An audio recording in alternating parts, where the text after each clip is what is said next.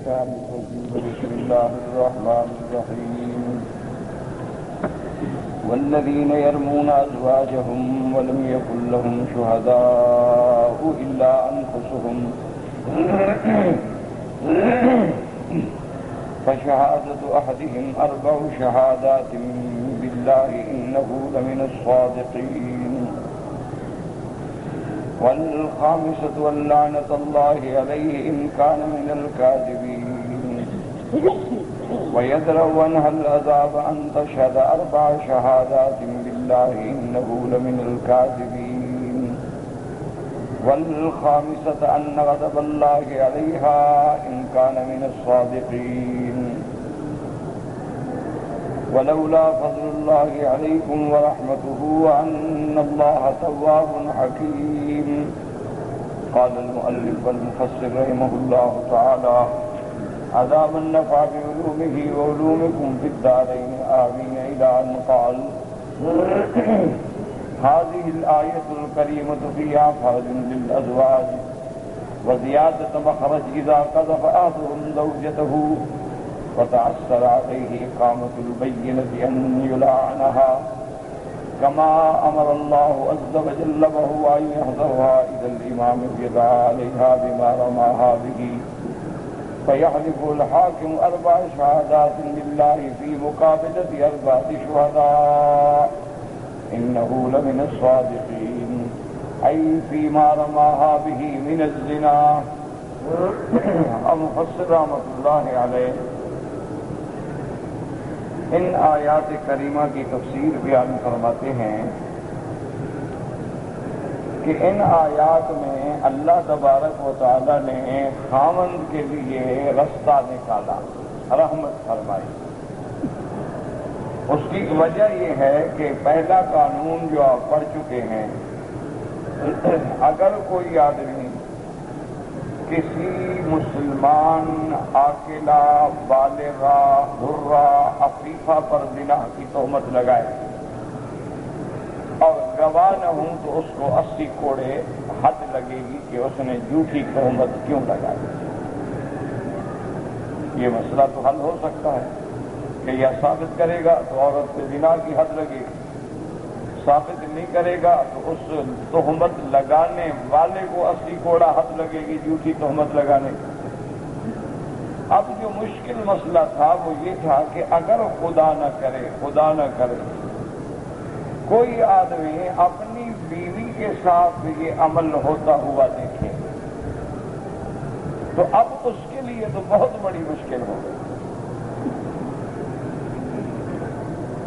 یا تو وہ 4 گواہ پیدا کرے، ایک تو ہے یعنی 3 اور لے آئے۔ گواہ پیدا کرنا وہ آسان تو نہیں ہے کہ 1 منٹ میں آدمی گواہ پیدا کر دے۔ گواہ پیدا نہ کرے اور آ کے حاکم کو شکایت کرے تو اپنی بیوی پہ جھوٹی تہمت لگانے کا 80 کوڑا کھائے۔ اچھا، اور اگر چپ کر جائے، چلو بھی نہ تہمت لگائے نہ گواہ ثابت کرے تو پھر اس زانیہ عورت کے ساتھ زندگی کیسے گزارے؟ وہ تو اپنی آنکھوں سے دیکھ چکا ہے نا، ایک مسئلہ گواہ نہیں ہے لیکن وہ تو دیکھ چکا ہے۔ تو اب ایک شریف آدمی جو ہے وہ اپنے گھر میں اس قسم کی بدکردار عورت جس کا گناہ اپنی آنکھوں سے دیکھ چکا، اس کے ساتھ زندگی کیسے گزارے؟ تو یہ ایک بہت بڑی مشکلہ تھی۔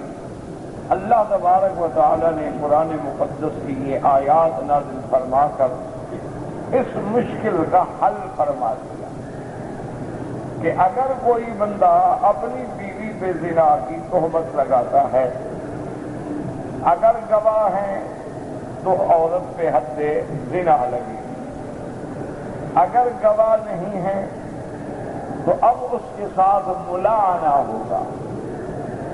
ملاعنہ کا معنی یہ ہوتا ہے کہ حاکم وقت جو ہے میاں بیوی دونوں کو حاضر کرے گا اور پھر خاوند سے پوچھے گا کہ کیا تم دعویٰ کرتے ہو کہ تم نے اپنی آنکھوں کے ساتھ یہ عمل بیوی کے ساتھ ہوتا ہوا دیکھا ہے؟ اگر وہ کہتا ہے کہ ہاں میں نے دیکھا تو قاضی حکم دے گا کہ اب تم 4 دفعہ قسم کھاؤ، کیونکہ 4 گواہوں کے بجائے تیری 4 قسمیں جو ہیں وہ گویا 4 گواہی ہیں، کیونکہ زنا کے اس بات کے لیے 4 گواہوں کی ضرورت تھی، تو اب گواہ تو اس کے پاس ہے نہیں، لہذا اللہ نے ایک راستہ پیدا فرما دیا کہ تم 4 دفعہ قسم کھاؤ، اللہ تبارک و تعالیٰ کو حاضر ناظر جان کر کہ میں سچا ہوں، میں نے اپنی آنکھوں سے یہ عمل دیکھا، اور 5ویں دفعہ جو ہے پھر لعنت کی طلب کرو کہ اگر میں جھوٹا ہوں تو مجھ پر اللہ کی لعنت ہو، یعنی اللہ مجھے اپنی رحمت سے دور کر دے۔ تو جب وہ یہ قسم کھا لے گا تو اب وہ حد قذف سے جو ہے بچ گیا۔ اب مسئلہ رہ گیا عورت کا، اب قاضی پھر عورت کو حکم دے گا کہ یا تو تم اقرار کرو اور حد زنا برداشت کرو، اور اگر تم اقرار نہیں کرتی ہو تو پھر تم بھی اسی طرح 4 قسمیں کھاؤ، اور اگر عورت نے بھی 4 دفعہ قسم کھا دی اور 5ویں دفعہ اللہ کے غضب کو دعوت دی تو اس کو بھی اب قاضی کہے گا بھی تم بھی اب حد زنا سے بری ہو، جیسے خامن تمہارا حد قذف سے بری ہے، نہ اس پہ حد لگے گی نہ تم پہ حد لگے گی، لیکن چونکہ تمہارا آپس میں لعان ہو چکا ہے اب تم اپنے خامن پہ ہمیشہ کے لیے حرام ہو، لہذا آئندہ جو ہے یہ میاں بیوی کی حیثیت میں نہیں رہے۔ فرق صرف اتنا ہے کہ بعض فقہا یہ فرماتے ہیں کہ قاضی اس کو یہ بھی حکم دے گا کہ بھئی اب لعان ہو چکا ہے، ملائنہ ہو چکا ہے، ایک دوسرے کے سامنے تم نے قسمیں کھا لی ہیں تو اب کیا زندگی گزارتے ہیں، لہذا تم اس کو 3 طلاق بھی دے دو، تو وہ 3 طلاق دے دے گا، لیکن اگر وہ کہے میں طلاق نہیں دیتا تو لعان سے تفریق ہو جائے گی، قاضی اسی وقت حکم جاری کر دے گا کہ ان کا ملائنہ ہو چکا ہے اور یہ ابدی طور پہ اب بیوی حرام ہے، کبھی اس کی بیوی نہیں بن سکتی کسی حال میں بھی، یعنی دوبارہ نکاح کریں کچھ کریں کوئی راستہ ہی نہیں، کیونکہ جب معاملہ اتنی دور چلا جائے کہ خامد اپنی آنکھوں سے گناہ کو دیکھے اور پھر اگر عورت بھی جھوٹی قسمیں کھا جائے تو ایسی عورت کے ساتھ گزارا کرنے کا تو کچھ تصور ہی نہیں تھا، تو اللہ تبارک و تعالیٰ نے ان کا یہ حل نکال دیا۔ اس لیے مفسر رحمۃ اللہ علیہ فرماتے ہیں کہ اس آیت کریمہ میں اب خاوندوں کے لیے راستہ ہے، اذا قذف احدهم زوجته، جب کوئی آدمی اپنی بیوی پہ تہمت زنا کی لگاتا ہے، فتأثر علیہ اقامۃ البینۃ، اب گواہ حاضر کرنا اس کے لیے مشکل ہے، کہاں سے گواہ لے آئے، تو اس کا حل کیا ہے، ان یلعنھا، کہ ملعنہ کریں، جیسے کہ اللہ تبارک و تعالیٰ نے قرآن پاک میں حکم فرمایا ہے، وَهُوَ أَن يَحْضُرَهَا إِلَى الْإِمَامِ، دونوں قاضی وقت کے پاس آئیں گے، میاں بھی اور بیوی بھی، فَيَدَّعِي عَلَيْهَا بِمَا رَمَاهَا بِهِ، اب خاوند اپنا دعویٰ پیش کرے گا کہ میں نے اپنی آنکھوں سے بیوی کو گناہ کی حالت میں دیکھا ہے، فَيَحْلِفُ الْحَاكِمُ، اب حاکم کہے گا چونکہ گواہ تمہارے پاس نہیں ہے تو تم 4 دفعہ قسم کھا کے خود گواہی دو اس بات کی کہ میں اللہ کو حاضر ناظر جان کے کہتا ہوں میں اپنے دعوے میں سچا ہوں، وَالْخَامِسَةُ أَن لَّعْنَةَ اللَّهِ عَلَيْهِ إِن كَانَ مِنَ الْكَاذِبِينَ، اور اس کے بعد 5ویں دفعہ یہ کہے کہ اگر میں جھوٹا ہوں تو مجھ پہ اللہ کی لعنت ہو، فَإِذَا قَالَ ذَلِكَ بَانَتْ مِنْهُ بِنَفْسِ هَذَا اللِّعَانِ عِندَ الشَّافِعِيِّ وَطَائِفَةٌ كَثِيرَةٌ مِنَ الْعُلَمَاءِ وَحُرِّمَتْ عَلَيْهِ أَبَدًا۔ اب مفسر رحمۃ اللہ علیہ فرماتے ہیں کہ جب لعان ہو گیا، جب خامد نے یہ قسمیں کھا لی تو لعان کرنے سے ہی گویا اس کی عورت اس کے لیے ہمیشہ کے لیے حرام ہو گئی۔ امام شافعی رحمۃ اللہ علیہ اور طائفۃ کثیرۃ من العلماء، امام شافعی اور ان کے علاوہ ان کے ہم مرتبہ علماء بھی یہی فرماتے ہیں کہ جب لعان ہو گیا حرمت علیہ ابدا، نبی عورت ہمیشہ کے لیے اس پہ حرام ہو گئی۔ وَيُؤْتِيهَا مَهْرَهَا وَيَتَوَجَّهُ عَلَيْهَا حَتَّى الزِّنَا، اب یہ ہے کہ یہ اپنی عورت کو مہر تو دے گا، اگر مہر ادا نہیں کر چکا ہے تو مہر دینی ہوگی، کیونکہ پہلے تو بیوی اس کی رہ چکی ہے، اس کی خدمت صحیحہ ہو چکی ہے، لہذا مہر تو لازم ادا کرے گا، لیکن اب آئندہ اس کی بیوی نہیں رہے گی، اب حد زنا جو ہے وہ عورت کی طرف متوجہ ہوگی۔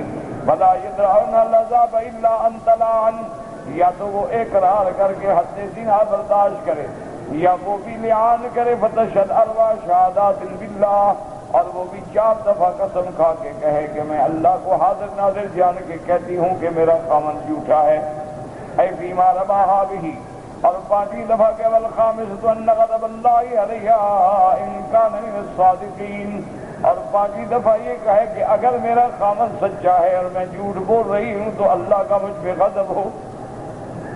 ولہذا قال تبارک و تعالی وَيَدْرَأُ عَنْهَا الْعَذَابُ، یعنی عذاب حد والا جو ہے وہ دفع ہو جائے گا۔ کیسے دفع ہوگا؟ ان تشهد 4 شہادات باللہ انہ لمن الکاذبین، والخامسۃ ان غضب اللہ علیہا ان کان من الصادقین، فخصھا بالغضب كما ان الغالب ان الرجل لا يتجشم فضيحة اهله ورميها بالزنا الا وهو صادق معذور۔ عورت کے لیے پانچویں دفعہ یہ کہے گی اگر اس میں میں جھوٹی ہوں تو اللہ کا مجھ پہ غضب ہو، کیونکہ وجہ یہ ہے کہ کوئی خامند، کوئی غیرت والا باحیا خامند کبھی اپنی بیوی پہ جھوٹی زنا کی تہمت نہیں لگاتا۔ کون کہتا ہے اللہ معاف کرے اپنی بیوی کے بارے میں، کون کہے گا؟ تو معنی یہ ہے کہ اگر اس نے کہا ہے تو وہ سچا ہے۔ وَهِيَ تَعْلَمُ صِدْقَهُ فِيمَا رَمَاهَا بِهِ وَلِهَذَا كَانَتِ الْخَامِسَةُ فِي حَقِّهَا أَنَّ غَضَبَ اللَّهِ عَلَيْهَا وَالْمَغْضُوبُ عَلَيْهِ هُوَ الَّذِي يَعْلَمُ الْحَقَّ ثُمَّ يُحِيدُ عَنْهُ۔ لفظ غضب کیوں استعمال ہوا ہے؟ مرد کی طرف سے تو لفظ لعنت کا استعمال تھا، لیکن عورت کی جانب سے عورت کہے گی کہ اگر میں جھوٹی ہوں تو اللہ کا غضب ہو، کیونکہ لفظ مغضوب جو ہے وہ دلالت کرتا ہے کہ بندہ جاننے کے باوجود حق کا انکار کرے۔ تو عورت جانتی تو ہے کہ میرا خامد سچا ہے، وہ صحیح قسمیں کھا رہا ہے لیکن پھر بھی قسم کھا رہی ہے، اس لیے غضب کی مستحق۔ ثم ذكر تعالى رأفته بخلقه ولطفه بهم فيما شرع لهم من الفرج والمخرج من شدة ما يكون بهم من الضيق۔ اب اس کے بعد اللہ تبارک و تعالیٰ فرماتے ہیں کہ مسلمان اس حکم کے بعد جس تنگی میں تھے، جس مصیبت میں تھے، اللہ نے ان کے لیے راستہ نکال دیا کہ وہ حد سے بچ گئے لعان ہونے کے بعد، اور اس کے بعد میاں اور بیوی کی بھی ہمیشہ کے لیے تفریق ہو گئی۔ فَمَا وَلَوْلَا فَضْلُ اللَّهِ عَلَيْكُمْ وَرَحْمَتُهُ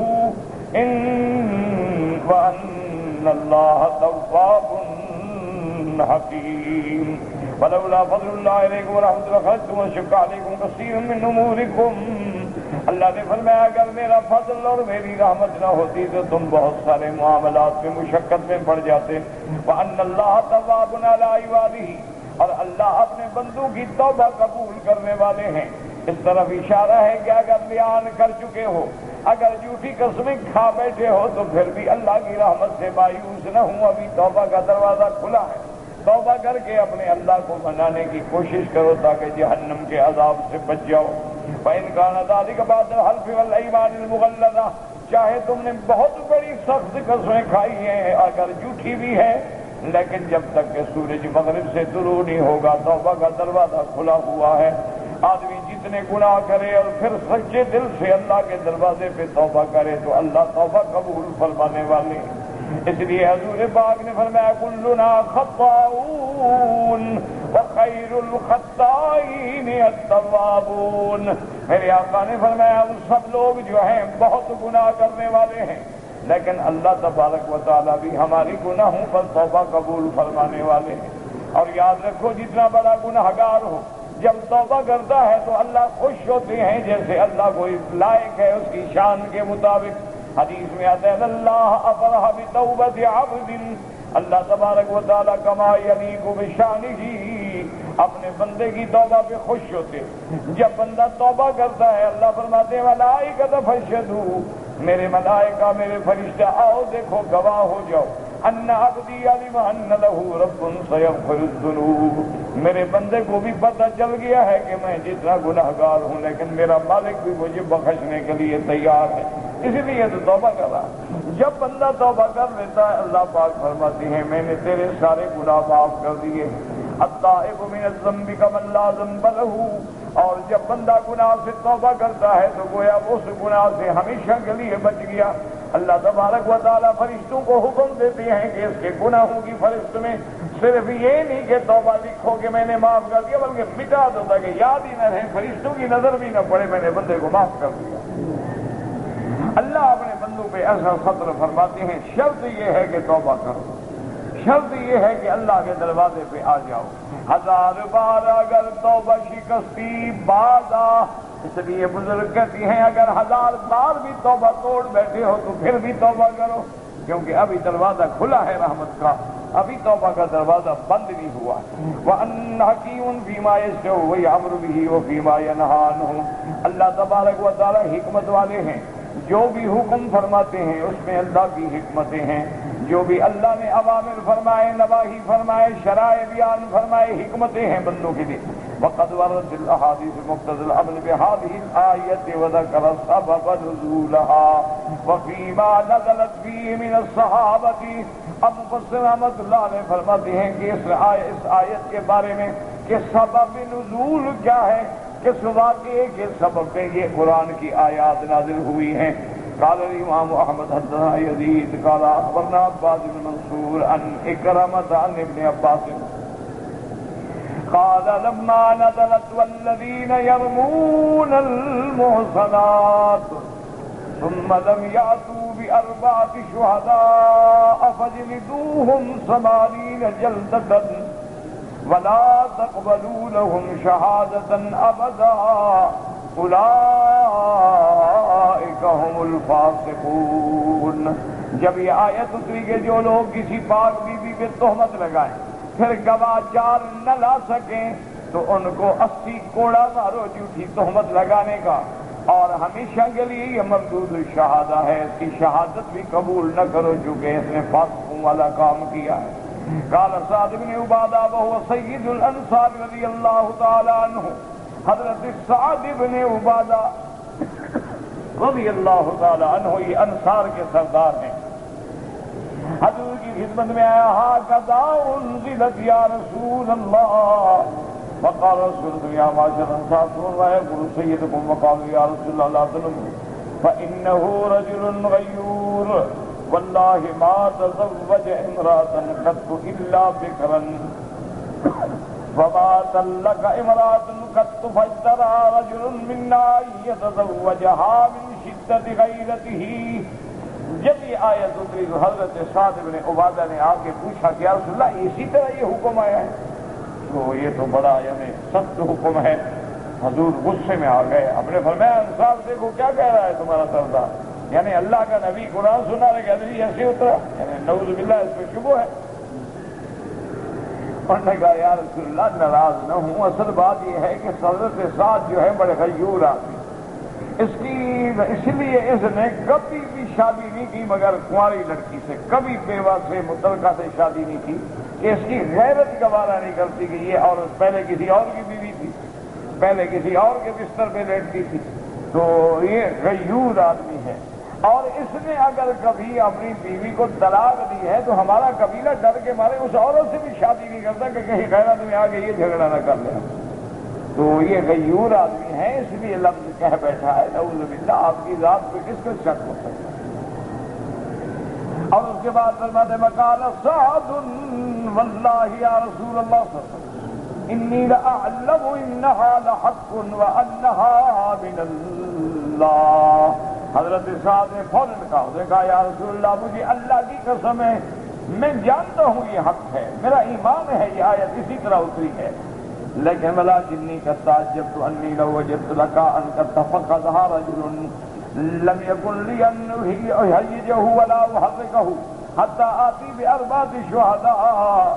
یا رسول اللہ مجھے تو تعجب اس بات پہ ہوا کہ اگر کوئی بدبخت یعنی آوارہ، لکا کہتے ہیں آوارہ آدمی، قد تفقدها کہ وہ کسی عورت کی ٹانگوں کے درمیان میں بیٹھا ہو تو میں خامد ہو کے نہ تو اس کو ماروں نہ اٹھاؤں بلکہ گواہ ڈھونڈنے جاؤں. مجھے سمجھ نہیں آئی یہ بات. یا رسول اللہ میری گواہ غیرت گوارا نہیں کہ اگر ایک آدمی آئے اپنی بیوی کے ساتھ زنا ہو رہا ہے وہ پہلے جائے گواہ بلائے، جب تک گواہ بلائے گا وہ تو بھاگ جائے. اچھا اور اس کو کچھ نہ کہے چھوڑ دے، اگر گواہ نہ ملے تو اب تہمت لگانے کا 80 کوڑا کھائے. یا رسول اللہ اس لیے مجھے تعجب ہوا کہ اللہ کا حکم ہے اس میں حکمت. اس کے بعد جناب فرماتے ہیں فواللہ انی لآتی بہم حتی یقضی بہا حاجتہ. یا رسول اللہ اگر میں 4 گواہ بلانے کے لیے جاؤں تو میں جب تک 4 گواہ بلا کے آؤں گا وہ تو اپنا کام کر کے چلا جائے گا، تو فائدہ کیا ہوا گواہ لانے کا. فقال ہمارے رسول اللہ یسیرا، تھوڑی دیر گزری کہ حتی جاء ہلال بن امیہ وهو احد الثلاثه الذين تیب علیہم، تھوڑی دیر گزری کہ حضرت ہلال ابن امیہ حاضر ہوئے۔ اچھا یہ اس کے رشتہ دار ہیں حضرت سعد کے، اور یہ وہ لوگ ہیں جو پیچھے رہ گئے تھے غزوے میں اور جن کی توبہ اللہ نے قبول فرمائی۔ حضرت ہلال ابن امیہ آ گئے، فجاء من ارضه شان فوجد عند اهله رجلا فرآ بعینیہ وسمع باذنیہ فلم یہیجہ حتی اصبح۔ اب کہتے ہیں کہ وہ جب اپنی زمین سے رات کو عشاء کو واپس آئے، انہوں نے دیکھا کہ اس کی بیوی کے پاس ایک آدمی ہے، تو انہوں نے اپنی آنکھوں سے دیکھا، ان کی باتیں بھی سنی، لیکن اب وہ کیا کریں، اب گواہ ہیں کر تو سن سکتے، شریعت کا کیا حکم ہے۔ فقضا علی رسول اللہ صلی اللہ علیہ وسلم، جب صبح ہوئی تو حضور کی خدمت میں حاضر ہوئے۔ فقال یا رسول اللہ انی جئت اہلی عشاء، یا رسول اللہ میں عشاء کو جب آیا، فوجدت عندها رجلا، میں نے اپنی بیوی کے پاس ایک آدمی کو دیکھا، فرأیت بعینی وسمعت باذنی، میں نے اپنے آنکھوں سے دیکھا، ان کی باتیں بھی میں نے اپنے کانوں سے سنی۔ فقال یا رسول اللہ ما جاء به واشتد علیہ واجتمعت علیہ الانصار وقالوا قد ابتلینا بما قال سعد بن عبادہ الآن۔ اب اس کے بعد حضور کو بھی یہ بات بڑی سخت ناگوار گزری کہ ایسا واقعہ ہو گیا، اور انصار بھی کہنے لگے کہ حضرت سعد کے منہ سے جو کلمہ نکلا تھا اللہ نے ہمیں امتحان میں ڈال دیا ہے کہ ہم خود اس مسئلے کے شکار ہو گئے۔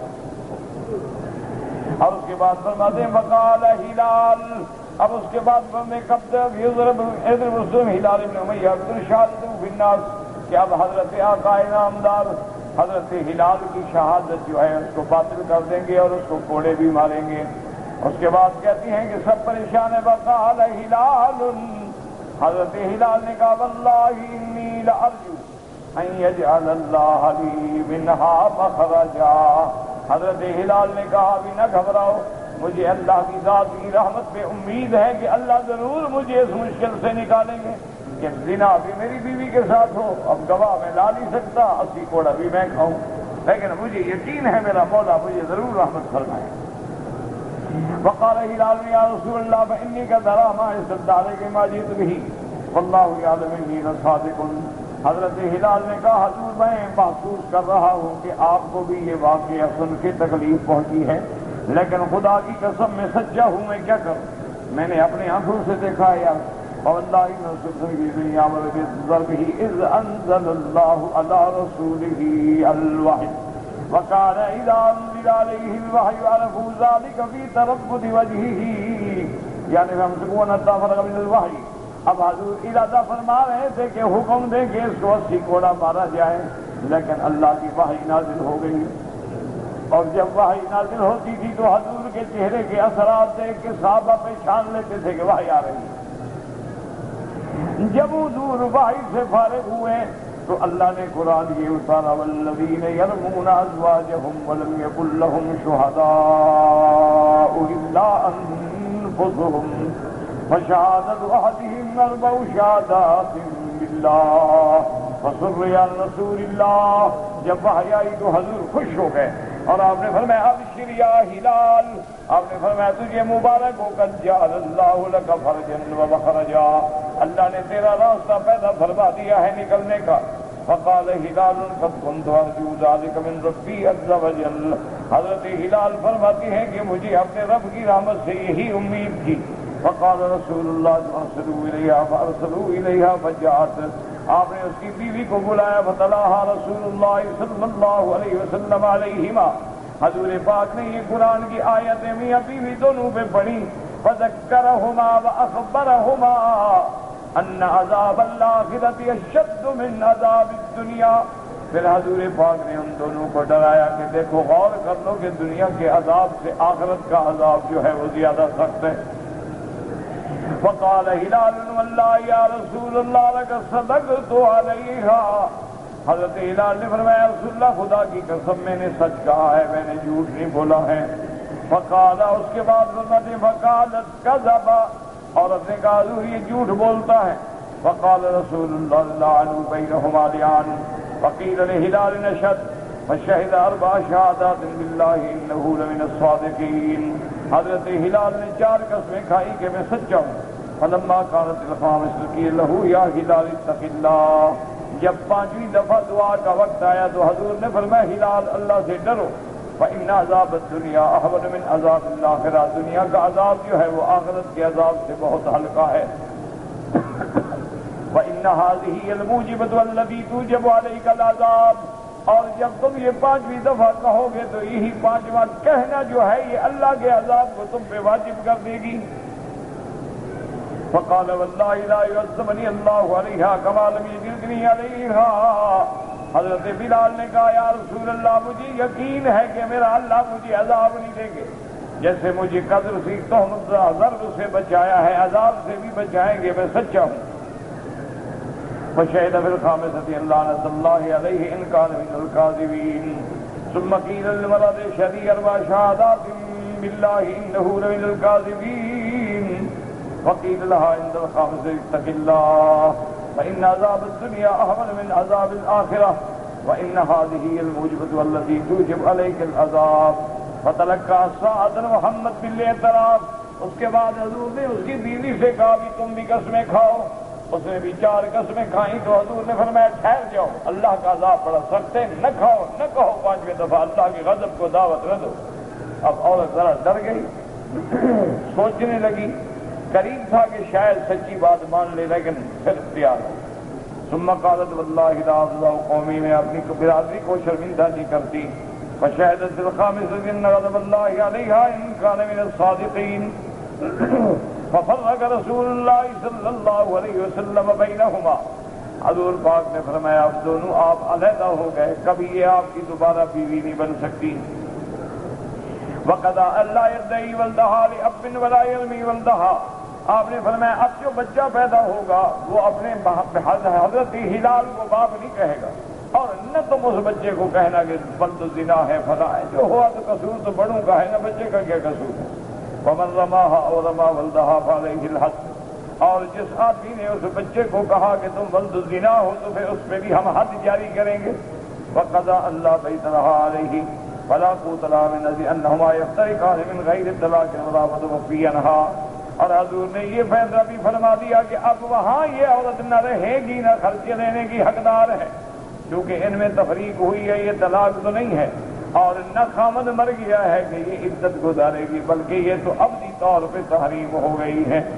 قال ان جاءت به الصيحب قريشا همش الساقين وهو الهلال، فان جاءت به اورق جعدا جماليا خضر الساقين سابق الاليتين وهو الذي رميت به، اور اس کے بعد آپ نے فرمایا کہ اگر وہ بچہ پیدا ہو، اس صیحب کہتے ہیں کہ بالکل شوخ پتلا سا ہو، اور ایسے ہم پتلی ٹانگوں والا، اور ایسے کہتے ہیں کہ صاف رنگ والا، پھر تو وہ ہلال کا ہوگا۔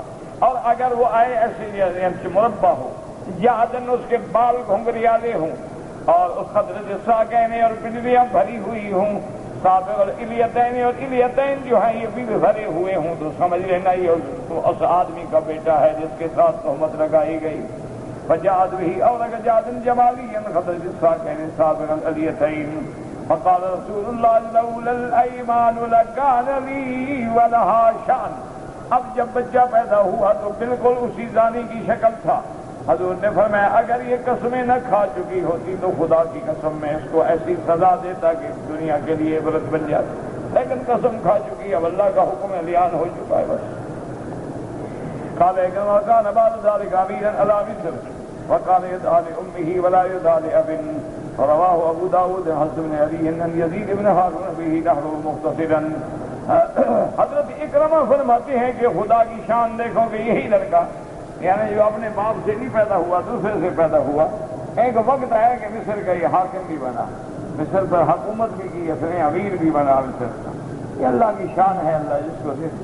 اسی لیے ہارون الرشید کے زمانے میں جب ہارون الرشید بادشاہ بنا تو اس نے مصر پہ ایک ایسے آدمی کو حاکم بنایا جو بالکل غلام تھا اور کالا تھا اور بالکل بے وقوف تھا، کم عقل، یعنی اس کی بے وقوفی کا یہ عالم ہے کہ نہر سویز میں پانی نہ آیا اور مسلمانوں کی فصل جو تھی وہ پانی کے نہ ہونے کی وجہ سے تباہ ہو گئی، تو وہ لوگ شکایت لے کے گئے بادشاہ کے پاس، امیر کے پاس، مصر کے والی کے پاس کہ جی مہربانی کریں، ہمارے فصل برباد ہو گئے ہیں، لہذا سرکاری مالیہ آبیانہ جو ہے ہمیں معاف کر دیا جائے۔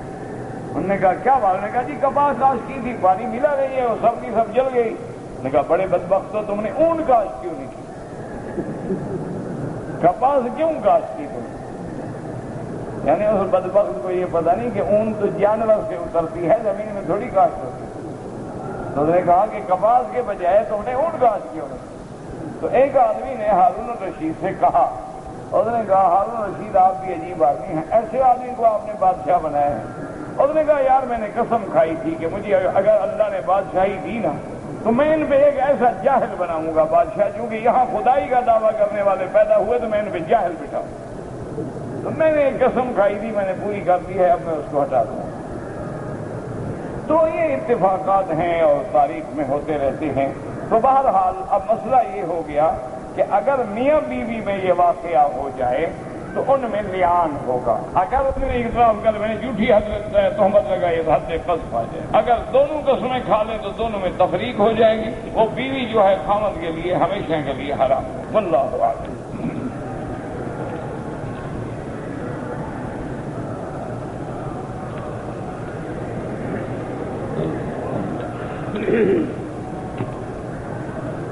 کہتے جی کہ جو لوگ گھروں کے اوپر کالے رنگ کے پرچم لگاتے ہیں ان کے بارے میں روشنی ڈالیں۔ میں کیا روشنی ڈالوں؟ جو لگاتے ہیں ان سے پوچھو، مجھے کیا پتا ہے۔ روشنی وہ ڈالیں جو لگاتے ہیں، ان سے پوچھو بھی کیوں لگاتے ہیں۔ اللہ کا حکم ہے، رسول کا حکم ہے، صحابہ کا حکم ہے، کیا بات کیا ہے؟ جھنڈے وہ لگاتے ہیں، روشنی میں ڈالتا پھروں۔ واہ بھائی واہ۔ بہرحال اگر ایک عورت نے کئی مردوں سے نعوذ باللہ زنا کیا، حاملہ ہو گئی، تو وہ یہ تو بتا ہی نہیں سکتی کہ وہ لڑکا کس کا ہے۔ بہرحال نہ بتا سکے، زنا تو ثابت ہے نا۔ اگر اسلامی حکم ہے تو حد لگے گی، نہ بتائے کس کا ہے کس کا نہیں، اس کی شکل بتائے گی، ڈی این اے ٹیسٹ بتائے گا کہ کس کا ہے، کسی کا بھی ہو، ہے تو زنا کا نا ہے۔ اور وہ کلمہ قرآن پڑھتی ہے لیکن جب سے حرم میں آئی ہے اس کو ڈر ہے، یہ بھی نیکی کی بات ہے، کوئی خوف کی بات نہیں ہے۔ جو اللہ والے لوگ ہوتے ہیں، جن کے دل میں ایمان ہے، جن کے دل میں احترام ہے، وہ تو کعبے پہ آتے ہوئے کانپتے ہیں، ڈرتے ہیں کہ میں اتنے بڑے مقدس مقام پہ آ گیا، میں تو اس لائق نہیں تھا۔ یہ کوئی بری بات نہیں، اچھی بات ہے، کوئی ڈرنے کی بات نہیں، کوئی خوف کی بات نہیں، کوئی گھبرانے کی بات نہیں۔ علاج یہ ہے کہ 7 دفعہ سورۃ فاتحہ پڑھ کر زمزم پہ خود دم کر لیں یا کسی پانی پہ دم کر لیں۔ زمزم بغیر دم کے بھی پئیں تو شفا ہے۔ اور آخری صورتیں جو ہیں قل اعوذ برب الفلق اور قل اعوذ برب الناس، یہ بھی ہر نماز کے بعد 7 دفعہ پڑھ کے دم کرے، اپنے ہاتھوں پہ بدن پہ پھیرے۔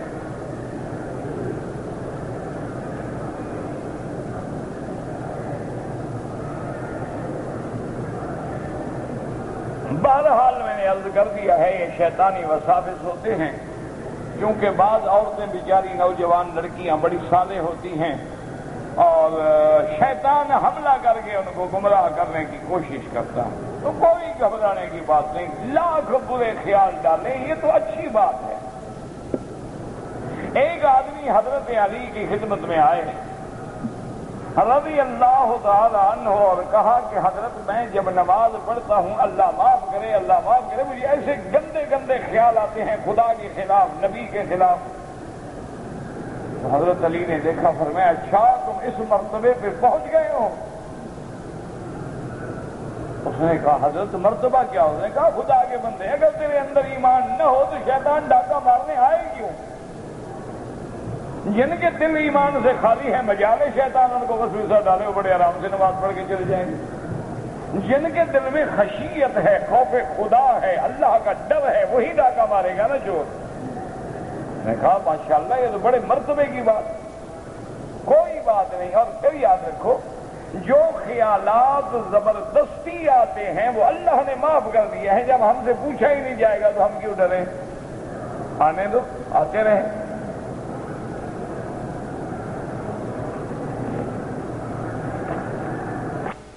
حج کے دنوں میں ہم کنکریاں مارنے کے لیے جائیں تو وضو ضروری ہے؟ اگر وضو ہو تو افضل ہے، کیونکہ کنکری مارنا بھی عبادت ہے، اتباع سنت محمد مصطفیٰ ہے۔ کنکری مارنا کو مذاق نہیں، مخول نہیں، نہ وہاں بھی شیطان بندہ ہوا کھڑا ہے، ہم تو اتباع سنت محمد مصطفیٰ کر رہے ہیں۔ تو اس لیے اگر وضو ہے تو افضل ہے، نہ ہو تو کنکری مارنا جائز ہے، لیکن افضل یہ ہے کہ وضو ہو تاکہ کنکری کے بعد وہ دعا مانگے جو سنت محمد مصطفیٰ ہے۔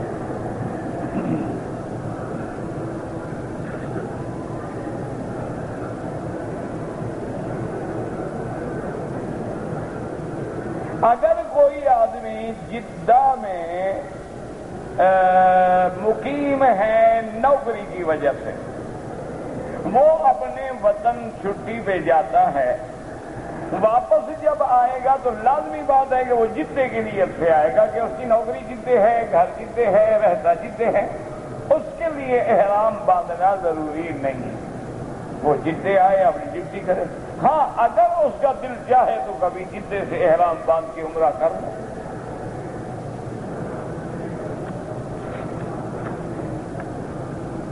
شب معراج کے بارے میں یاد رکھیں کہ بزرگان دین کے اقوال تو کتابوں میں ملتے ہیں، لیکن کسی صحیح حدیث مبارک سے روشنی نہیں پڑتی کہ 15 شعبان کی رات جو ہے وہ لیلۃ البراء ہے، شب برات ہے، اس میں رزق لکھا جاتا ہے، بڑھایا جاتا ہے، کم کیا جاتا ہے، اور اسی لیے بعض لوگ کہہ دیتے ہیں نا کہ انا انزلناہ فی لیلۃ مبارکۃ انا کنا منذرین فیہا یفرق کل امر حکیم، تو اس لیلہ مبارکہ سے مراد لیلۃ القدر کی رات ہے، نہ کہ 15 شعبان کی رات ہے۔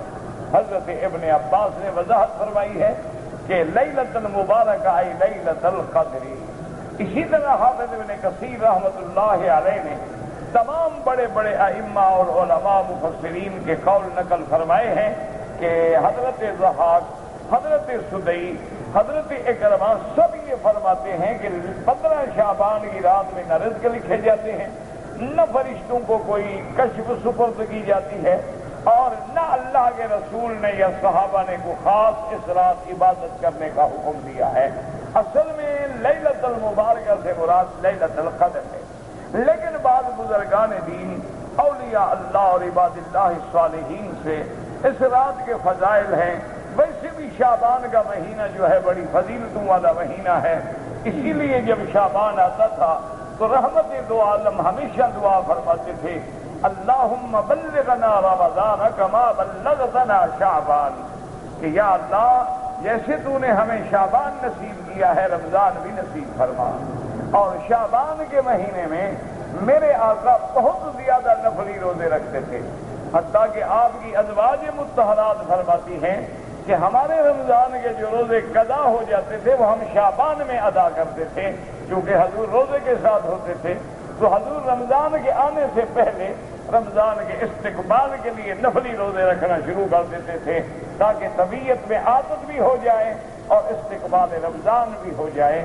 آپ شعبان میں جتنی مرضی آئے عبادت کریں، لیکن کوئی خاص حکم ہو قرآن حدیث میں وہ ہمیں آج تک نہیں ملا کسی صحیح حدیث مبارک میں۔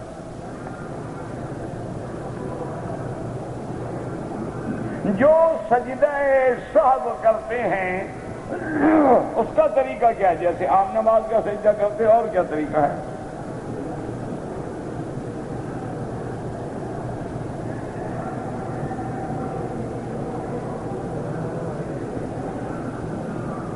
میری بیٹی بیچاری جل گئی گیس سلنڈر سے، اللہ تبارک و تعالیٰ اس کے حال پہ رحم فرمائے، اللہ مسلمانوں کو ہر مسلمان کی بچی پہ رحم کرے۔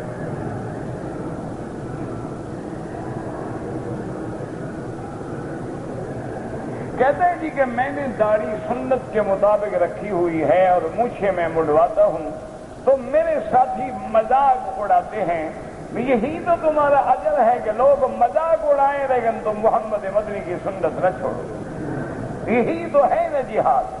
حضور نے فرمایا کہ ایک وقت آئے گا میری سنت پہ عمل کرنا ایسے مشکل ہوگا جیسے کوئی انگارے کو ہاتھ میں پکڑے، تو آج وہی وقت آ گیا ہے کہ داڑھی مڈانے والا معزز ہے اور داڑھی رکھنے والا جو ہے وہ حقیر ہے. نعوذ باللہ ثم نعوذ باللہ ولا نقول الا لا حول ولا قوت الا باللہ العلی العظیم. باقی جو ہے مونچھیں منڈانے کا حکم بھی حضور نے دیا ہے. آپ نے فرمایا اوفوا اللحى وقصوا الشوارب کہ داڑھی بڑھاؤ اور مونچھیں منڈاؤ. اور ایک بات یاد رکھو، جو لوگ داڑھی کی مذاق اڑاتے ہیں وہ اپنے ایمان کی تجدید کریں اور نکاح بھی دوبارہ کریں، وہ کافر ہو جاتے ہیں.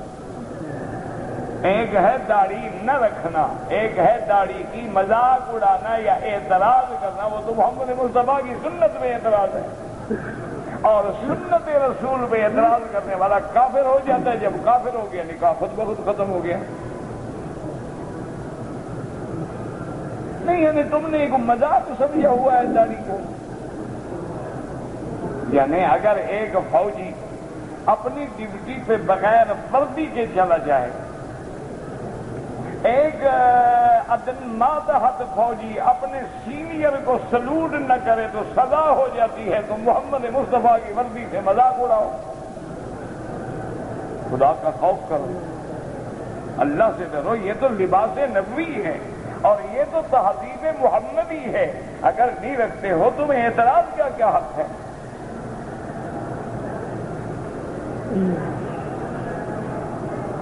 اللہ کی شان ہے. پتہ نہیں حضور کی امت کہاں جا رہی ہے.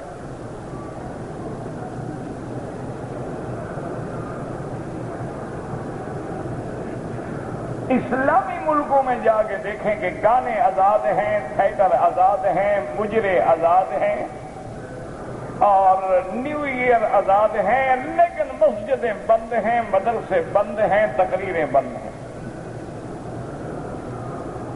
کیا کہہ سکتے؟ دعا کرو اللہ ہدایت دے. بس انا للہ و انا الیہ راجعون.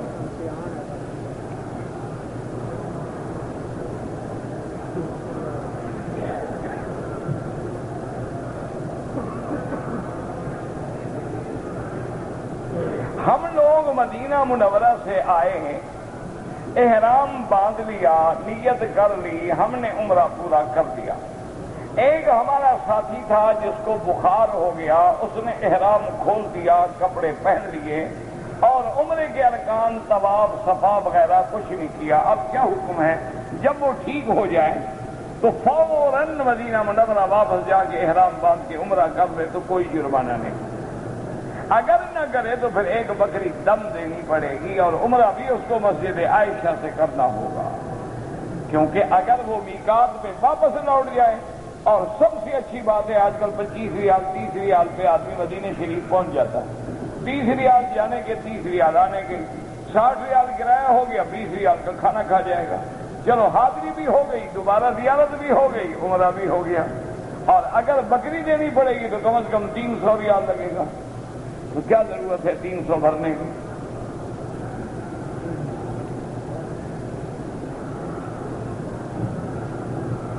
کہتے جی کہ سر میں جو بال مشین سے لگائے جاتے ہیں وہ کس جگہ ہے؟ میرا دکان ہے نا. یہ بھی شریعت کا مسئلہ ہے کہ تمہارے بال لگانے کے لیے مشین بھی مولوی بکی ڈھونڈے. مجھے گنجا کرنے والی مشین تو ہے میرے پاس، لگانے والی نہیں. گنجا ہونا ہو تو شاہ کے بعد حرم کے باہر آ جاؤ، 1 منٹ میں ٹھیک کر دیں.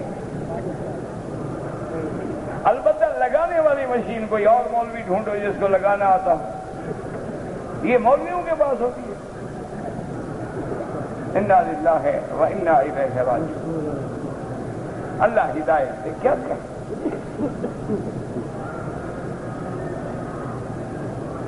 کہتے جی کہ ہم آپ کا درس سننے کا وقت جلدی ختم ہو جاتا ہے، وقت زیادہ سوال و جواب میں چلا جاتا ہے، اس لیے سوال جواب عشاء کے بعد کریں.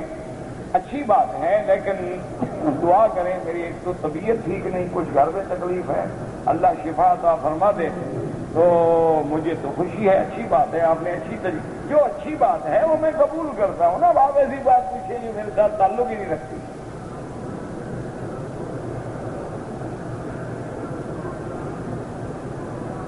کہتے جی کہ ایک آدمی نمازی ہے، روزے دار ہے، نماز پڑھتا ہے، گندے خیال آتے ہیں، کوئی بات نہیں، اللہ نے معاف کیا ہے۔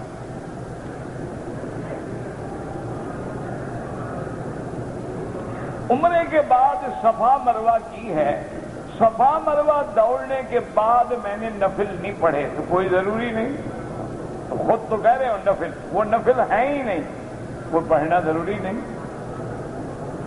طواف کے بعد 2 رکعت پڑھنا واجب ہے، صفا کے بعد کوئی واجب نہیں۔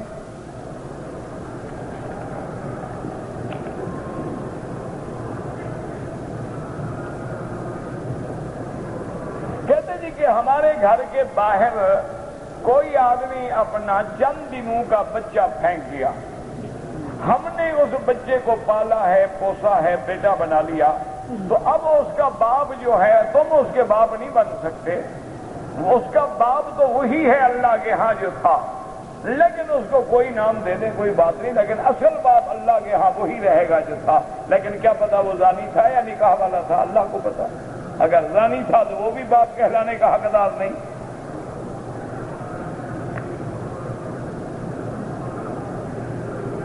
حالت احرام میں حجر اسود کو بوسہ دینا، بھئی بوسہ دینا سنت ہے، لیکن جو کتابوں میں لکھا ہے وہ سمجھو کہ حالت احرام میں خوشبو لگانا منع ہے، اور حجر اسود پہ بعض لوگ آ کے عطر لگا دیتے ہیں، اور آپ نے فوراً بوسہ دیا اور عطر آپ کے منہ کو لگ گیا، دم دینی پڑ جائے گی۔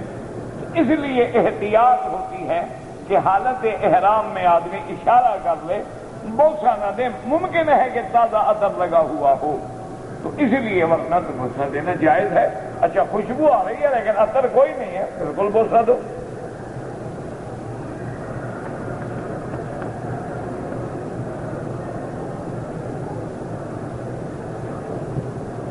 کہتے جی کہ میں نے پیسے رکھے ہوئے ہیں بینک میں، بینک والے جو ہیں وہ زکوٰۃ کاٹتے ہیں، اور اب کیا ہو اگر واقعتاً وہ زکوٰۃ کاٹتے ہیں اور مصرف زکوٰۃ میں خرچ کرتے ہیں، ٹھیک ہے کوئی بات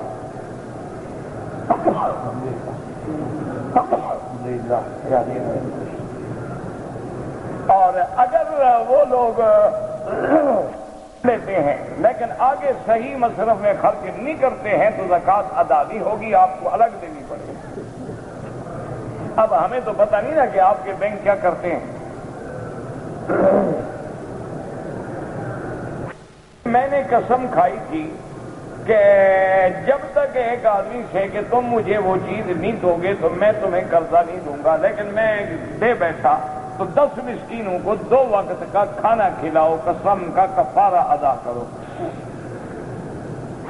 بال رنگنا جائز ہے، بالکل جائز ہے، کوئی منع نہیں، لیکن افضل یہ ہوتا ہے کہ خالص سیاہ رنگ نہ لگائیں، یعنی براؤن لگا لیں، میڈیم براؤن لگا لیں، خالص سیاہ نہ ہو، یہ افضل ہے۔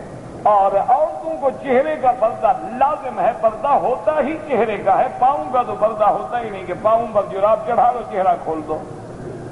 یہ کس نے کہا ہے آپ کو کہ پردہ پاؤں کا ہوتا ہے؟ یہ اچھی بات ہے کہ پاؤں پہ جراب ہو اور لمبے لمبے ماشاءاللہ شوز ہوں اور تسمے والے بندے ہوئے کہ پاؤں نظر نہ آئے لیکن سر کھلا ہو، بال کھلا ہو، منہ کھلا ہو، یہ اچھا پردہ ہے۔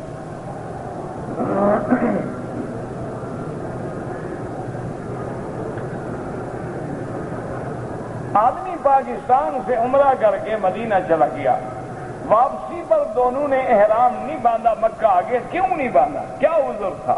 اگر کوئی عذر نہیں تھا تو واپس جا کے عمرہ کریں ورنہ دم دینی پڑے گی۔ اگر ایک عورت ہے وہ حیض روکنے کی گولیاں کھا رہی ہے لیکن اس کو کچھ دھبے سے لگے ہیں، اس کے بعد پھر بلیڈنگ ہوئی یا نہیں ہوئی، بند ہو گئی تو ٹھیک ہے، غسل کرے، نماز پڑھے اپنے، اور اگر خون جاری ہو گیا تو مانا حیض شروع ہو گیا۔ اگر ایک آدمی بینک میں ملازم ہے، اس کے بیٹا یا بیٹی سے رشتہ کرنا جائز ہے، بالکل جائز ہے، کافر تو نہیں ہو گیا غریب کو۔ بینک میں ملازم ہے، اچھا کام نہیں ہے، لیکن یہ تھوڑا ہے کہ وہ غریب کافر ہے، مسلمان ہیں، اچھا پھر اس کے بیٹے بیٹی کا کیا گناہ ہے؟ نوکری تو باپ کرتا ہے، بیٹا بیٹی کیا کرتے ہیں؟ ان کا کیا گناہ ہے؟ ان کے گھر میں کھانا کھانا جائز ہے، بالکل جائز ہے، خدا کے بندے کھانا تو یہودی کے گھر میں بھی جائز ہے۔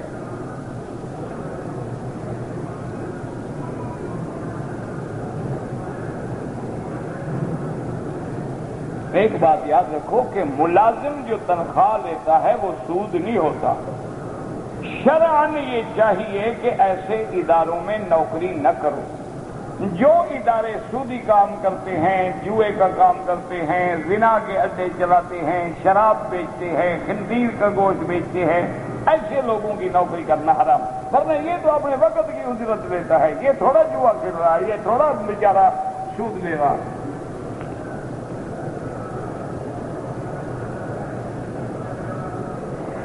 بالغ بچہ اگر فرض نماز میں ہے اور ماں آواز دے رہی ہے، اگر ماں معذور ہے، اس کے گرنے کا کوئی خوف ہے، توڑ دے نماز، جا کے اپنی ماں کو بچائے پھر نماز میں شامل ہو۔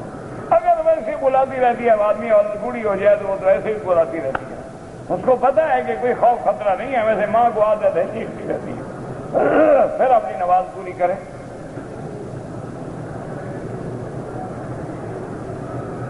کہتے ہیں جی کعبۃ اللہ پہ جب پہلی نظر پڑے تو دعا قبول ہوتی ہے۔ ہاں جب آپ اپنے ملک سے آتے ہیں اور پہلی نظر پڑتی ہے۔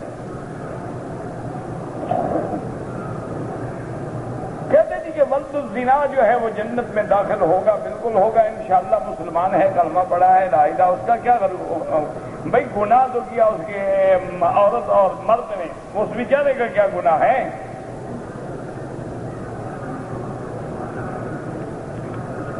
کون سا لباس سنت کے مطابق استعمال کریں؟ بابا لباس شریعت میں سب جائز ہے، صرف ریشمی نہ ہو اور ایسا لباس نہ ہو جس سے کافروں کے ساتھ تشبہ ہوتا ہو۔ باقی شلوار پہنو، چادر پہنو، لمبا کرتا پہنو، چھوٹا کرتا، سب جائز۔ زمزم کا پانی کھڑے ہو کے پیے نہیں، بیٹھ کے پیے، لیکن اگر کھڑے ہو کے پیا جائے تو جائز ہے۔ دوسرا پانی کھڑے ہو کے پینا جائز نہیں ہے۔ یہ مانا نہیں کہ جب زمزم آئے کھڑے ہو جاؤ، پی رہا ہے تو کھڑے ہو جاؤ، زمزم آئے تو کھڑے ہو جاؤ۔ ہمارے ہاں تو عادت ہو گئی ہے نا جھکنے کی اور کھڑے ہونے کی، بس زمزم کے آگے جھک جائیں گے، فرض نماز نہیں پڑھیں گے، سبحان اللہ، زمزم آئے کھڑے ہو گئے، جی زمزم شریف آ گیا تو نماز شریف وہ نہیں پڑھیں گے۔ کے غلاف سے چمٹ کے دعا مانگیں، بالکل مانگیں۔ ایک مٹھی داڑھی رکھنا حدیث سے ثابت ہے کہ حضور کے سینے پہ تھی، سینے پہ تب آئے گی جب ایک مشت ہوگی۔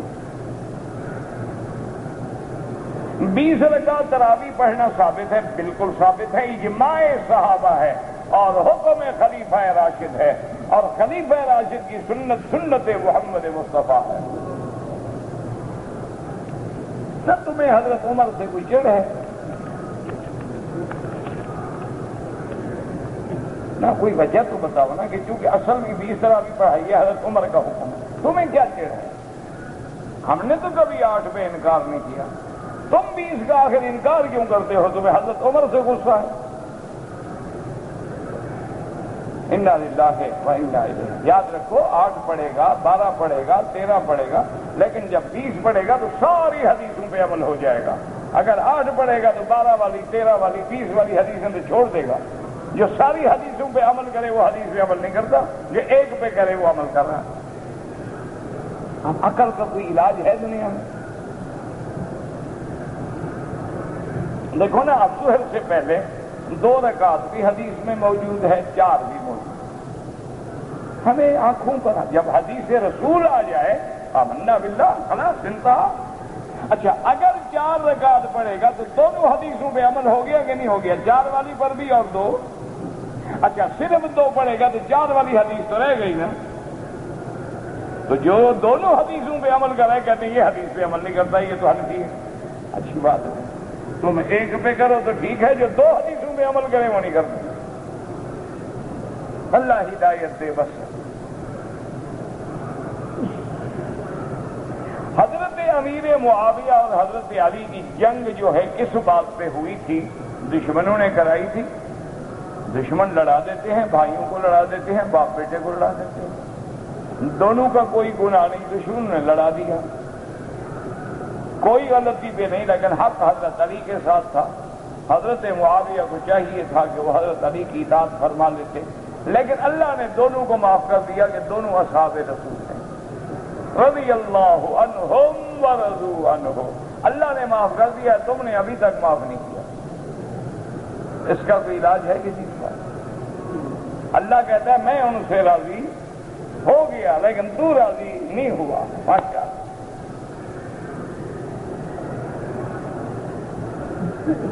یزید کے بارے میں اہل سنت کا کیا عقیدہ ہے؟ کچھ بھی نہیں، یہی لکھا ہے کہ اس کو بارے میں کچھ نہ کہو، کیونکہ یزید پتہ کون ہے، کس کا بیٹا ہے؟ معاویہ کا۔ معاویہ کس کا بیٹا ہے؟ ابی سفیان کا۔ ابی سفیان کس کا بیٹا ہے؟ عبد المطلب کا۔ حضرت حسین کس کے بیٹے ہیں؟ علی کے۔ علی کس کے بیٹے ہیں؟ ابی طالب کے۔ ابی طالب کس کے بیٹے ہیں؟ وہ تو رشتے دار ہیں، تم کون ہو جھگڑے میں پڑنے والے؟ اور بابا ان کی تو برادری ہے، وہ ایک دوسرے کو معاف کر چکے ہوں، تم اپنی عاقبت کیوں خراب کرتے ہو؟ حضرت امام مالک کو جب کوڑے مارے گئے تو بادشاہ کے بعد جو ان کا بیٹا بادشاہ بنا تو اس نے آ کے حضرت امام اس نے کہا میرے ابا نے غلط حکم دیا تھا، ظلم کیا تھا آپ کو کوڑے مارنے کے لیے، آپ مہربانی کریں میں کھڑا ہو جاتا ہوں، جتنے کوڑے آپ کو مارے گئے تھے مجھے مار دیں لیکن میرے باپ کو بخش دیں۔ وہ بھی بادشاہ تھا لیکن شاگرد تھا حضرت کا، اور حضرت نے فرمایا جب مجھے کوڑا مارا جاتا تھا میں اسی وقت تیرے باپ کو معاف کر دیتا تھا کہ وہ آل رسول میں تھا۔ میں نے کہا میں نبی کی اولاد سے بدلہ نہیں لیتا۔ امام معاف کر سکتا ہے یار، تو حضرت حسین تو بڑا کریم سخی آدمی ہے۔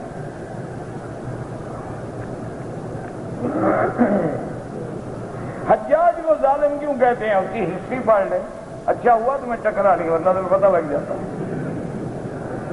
کہ کیوں ظالم کہتے ہیں، بتا دیتا نا وہ آپ کو۔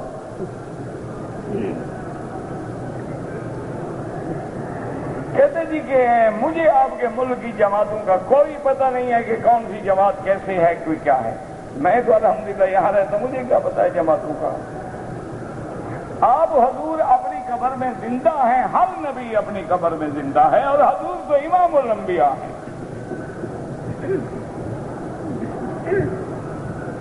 کوئی ایسا وظیفہ بتائیں کہ میرا ذہن قوی ہو جائے، کوئی پیر ڈھونڈو یار، میں کہاں وظیفوں والا، وہ پیر شیر ڈھونڈو، وہ نظر نیاز چڑھاؤ، اس پر جا کے وہ حلوہ پیش کرو۔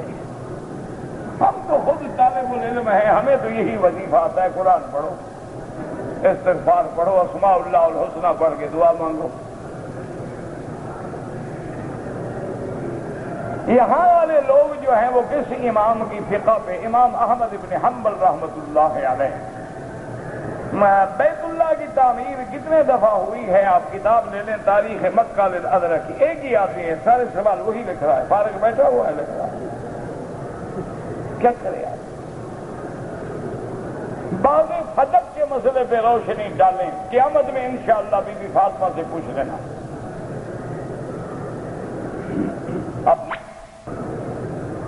اگر کوئی آدمی حفظ کرے اور بھول جائے گناہ کبیرہ ہے، لگا رہے یاد کرنے میں۔ ایسے مل سکتے ہیں، میری کوئی دکان نہیں، نہ میں نے کبھی بیچا ہے۔ شیعہ مسلمان ہے یا کافر ہے، دارالفتاء سے جا کے پوچھیں۔ سبز پگڑی حضور نے باندھی ہے، حضور نے کبھی نہیں باندھی، آپ نے سفید باندھی ہے یا سیاہ باندھی ہے۔ جو حضور کو ہر جگہ حاضر نادر مانے وہ کافر ہو جاتا ہے۔ حضور کا نام لے کے انگوٹھے چومنا خالص بدعت ہے، سنت ہے درود پڑھو۔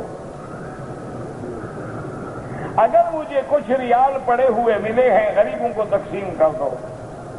نماز کے بعد دعا کرنا حدیث سے ثابت ہے، بالکل ثابت ہے کہ دعا جو ہے دبر الصلوات المکتوبہ جو ہے قبول ہوتی ہے۔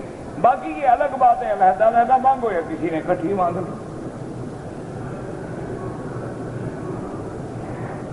نفلی طواف کرے تو ہر طواف کے بعد 2 رکعت ضروری ہے۔ دعا کی قبولیت کا وقت کون سا ہے؟ جب اللہ چاہے، ورنہ آخر اللیل جو ہے رات کا آخری حصہ زیادہ بہتر ہے۔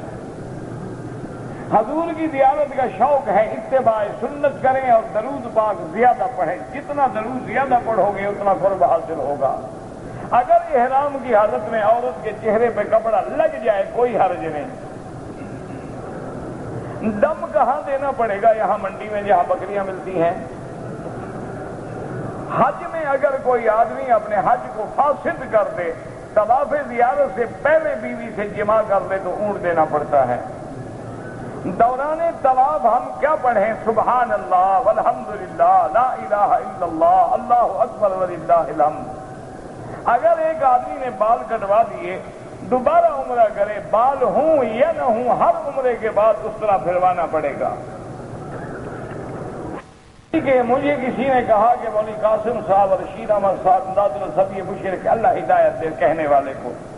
جن لوگوں نے ساری زندگی توحید کے لیے کام کیا وہ مشرک ہیں۔ انا للہ و انا الیہ راجعون۔